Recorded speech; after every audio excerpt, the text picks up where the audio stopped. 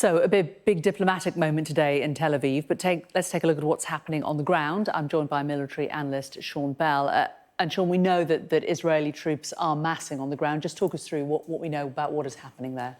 From a military perspective, Jane, the ground offensive will be fraught with a lot of difficulties, and I've no doubt they're delaying this because they just need to work out what their objectives are, because it could be very risky.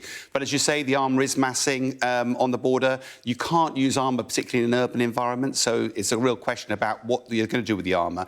But I think it's worth looking at a little bit more detail about the area they're going to. This is Gaza, but it's overlaid with a sort of density map of where the population is. And you can see the white areas are where most of the population is. If we lift that map off and look and overlay now at the satellite imagery, you can see large areas of green, such as the areas down here. Now, those areas are where armour could operate. So they're less built up? Less built up, less of a risk for the IDF's armour, and therefore does create the opportunity for the Israeli forces to move into the Gaza area, not to go into an urban environment, but to actually put even more pressure on those urban environments, intimidate the forces there, and create a sort of phased approach to any operation. And it would allow them to pause and then think about what to do next, rather than this rather binary go in and get into the urban environment or not. And how more risky is that than what they have been doing up to now, which is bombardment from the air?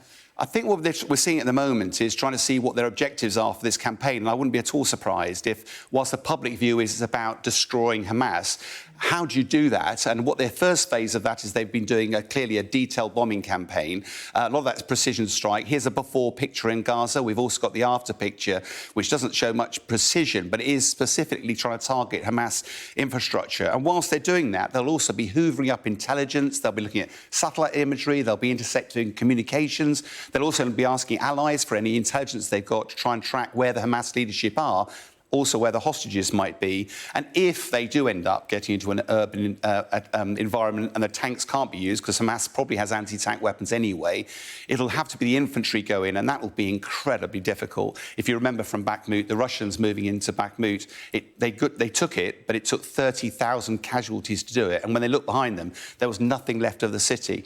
That's almost certainly something that the IDF will not want to do into the Gaza.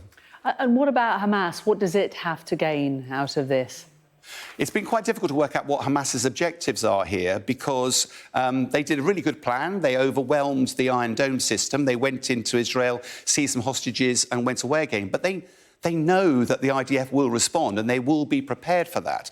The challenge is that this isn't a war. This is a proper war would be conventional forces. This is not. This is visceral hatred that is driving all of this. There is no military answer to this. It's got to be a political answer in the end. So the question is, who benefits from all of this friction in the area?